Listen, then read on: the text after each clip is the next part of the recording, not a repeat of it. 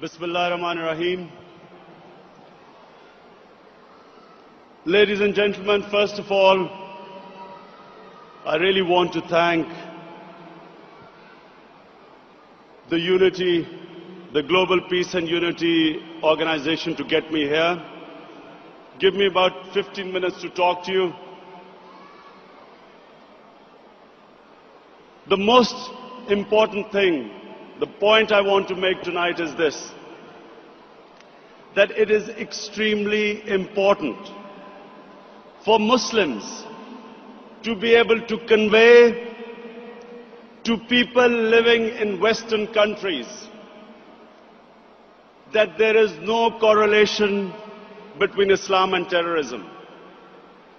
Unfortunately, through a planned campaign, Islam and terrorism have been linked, and 1.3 billion Muslims are on the back foot, on the defensive, trying to justify that Islam has nothing to do with terrorism. And what the point you need to make is this,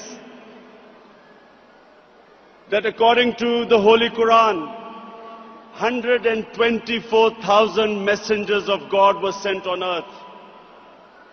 All of them with one message. And the message was that the Almighty wanted us to be human beings rather than intelligent animals. Animals believe in might is right, survival of the fittest, whereas human beings have compassion and justice. And Muslims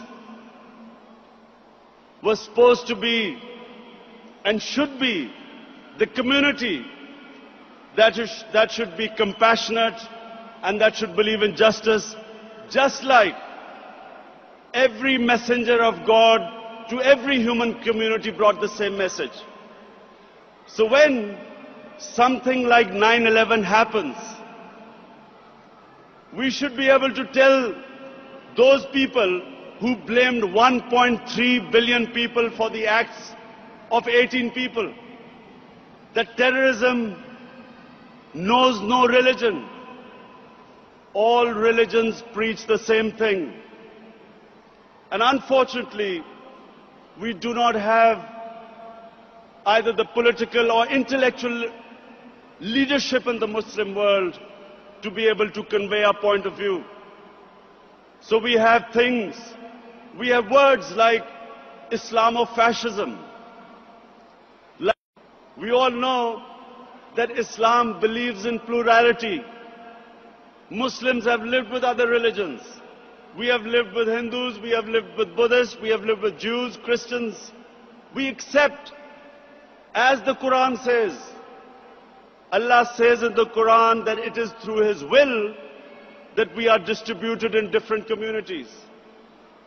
It is through Allah's will that human beings are distributed in different religions and communities.